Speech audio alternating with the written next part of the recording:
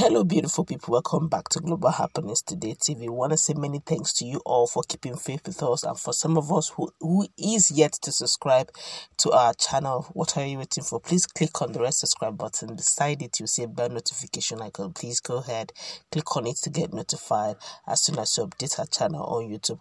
One of the prominent persons who have been so at the forefront of a lot of issues concerning Biafra exit, concerning the issue of Igbo presidency, concerning the issue of marginalization of Igbo, concerning the issue of insecurity, you name it, has always been Senator Anyim Abaribe. They call him the People's Senator. Well, as he is right now, he have decided to address so many issues. In fact, this particular one is getting him very vexed. Before we go into the news proper to find out exactly what it is Anyim Abaribe is standing on, and it's not ready to shake his grounds at all. We'd like you to subscribe to our channel.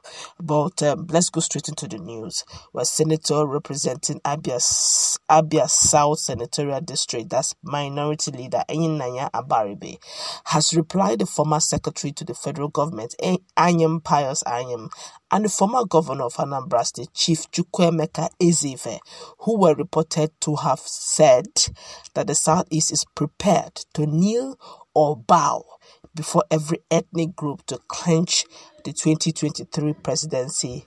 Reports has it that the Abia South Senator said that the candidate interested in 2023 presidency shouldn't use their selfish presidential ambition to discrediting the Igbos. According to his statement, Abaribe stated that this is a very big insult to the entire Igbo nation worldwide. Anyone clamoring to become the next president of Nigeria should not use Igbo to achieve his political ambitions. He should come out open and stop hiding under the name Igbo to bring insult to us. Igbos are the most respected tribe in the whole of Africa. Igbos are the most respected tribe because we create something out of nothing and still doing better than those holding the political power for years. So, why should we kneel down to beg them? Nobody gives power except the Almighty God. Him alone can decide the fate of Igbo people in Nigeria, and not a mere mortal. Anyone who chooses to kneel before other tribes should do so only with his family. If only his family will agree with him, because no sensible Igbo man will tolerate such rubbish. We are blessed by God in diverse ways. Remove the Igbos from Nigeria and watch the economy of Nigeria crumble within a short period of time. So, when I heard that some people are busy asking us to go down on our knees and beg for presidential position in this country, it makes no meaning to me at all. I call on those championing such selfish ambitions to retrace their steps and attach some respect to that word Igbo. Our forefathers did not beg to achieve what they achieved in Nigeria. Is it now our generation that will go down on our knees begging to produce president of Nigeria? I am sorry. We will never do that. On this issue, God has the final say, not man. Somebody will say, take high five. Bye. Another 5 bosa for you. Boza. You too much. You are representing your forefathers indeed. When I keep hearing that issue of even if you need to beg, go on your knees. See, for some of us who don't understand with respect to all tribes, honestly, I respect all tribes. But for some of us who do not understand the dynamics and the beauty of Igbo tribe, please go back to your history and check a little. When the colonial masters came, check very well. It's even an Igbo man is the only one that stood tall and shook his hand. He didn't squat, he didn't genuflect, he didn't prostrate. Now we understand the dynamics. For the Southwesterners, their way of showing respect is to prostrate. For their ladies, they kneel as a way of respect, it's a sign of respect. For the guys, they bow or they prostrate.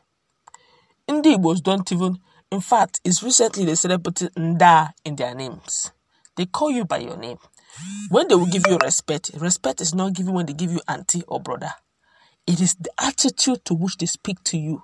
When they will give you nda or elder brother, you must be a kindred, you must be an elder indeed. That's to a great extent. It's almost difficult to be able to hold on. That's why you see them, they're enterprising. You can't box them in. An Igbo man is enterprising because he just says to himself, what am I just sitting there? Can't tell me. An Igbo man stays in the street and he looks, what am I doing? What is this street lacking? Oh, this street don't have water. Let me see if I can be supplying water. Before you know, you have started business. So, Ude Sons and Son, water supplier. Water from Japan. Sunny Japan waters and water. Before you know it, they've brought solution. They don't struggle to think out of the box. So saying a man or a generation or a group of people who their forefathers have always stood tall for everything they have done, even in their days when there's no diverse technology. They made technology very beautiful even then. And now that technology is now advanced, they will now be seen begging, squatting, kneeling, bowing. Come on, how low can it get? Can it get on the name of selfish ambition that you're saying you're willing to beg? Say, like Abaribe said, don't bring Igbo name into it. Say, Igbos are willing to beg. Who is the Igbos that are willing to beg? Go to the streets and meet an average Igbo man out there. Will tell you, this issue of Biafran struggle is not talk or all those people that have been shouting that Biafra is always talk. You're allowing propaganda to deceive you. Go to the streets of the Southeast and mention that word Biafra, and you see that it's a name they have gotten used to. It is a part and parcel of them. And one thing I like about Senator Anyim Abaribe is that he is at sync with the reality.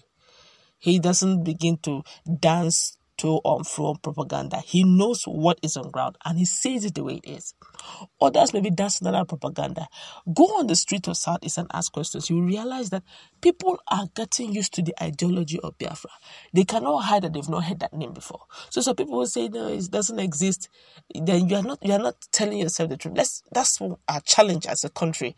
We look at reality and we call it propaganda. And we look at propaganda and we begin to dance around it as reality until we begin to embrace the truth and the fact on ground. We may actually be moving around in circles. And then Abaribe said, look, enough of all this. Our forefathers, according to the history, never bowed. So why should you bow? All for the sake of presidency. You want to bow? He said, go ahead. You and your family should go and bow and ask for presidency. You see, when you want to call that name Igbo, garnish it with respect. It's a tribe that has been known to be a respected tribe. You may have a different opinion, but I think I agree with Anyim Abaribe 100% on this. Let's meet in that conversation. Have a contrary one. Come on, let's interact. Again, Merry Christmas to you.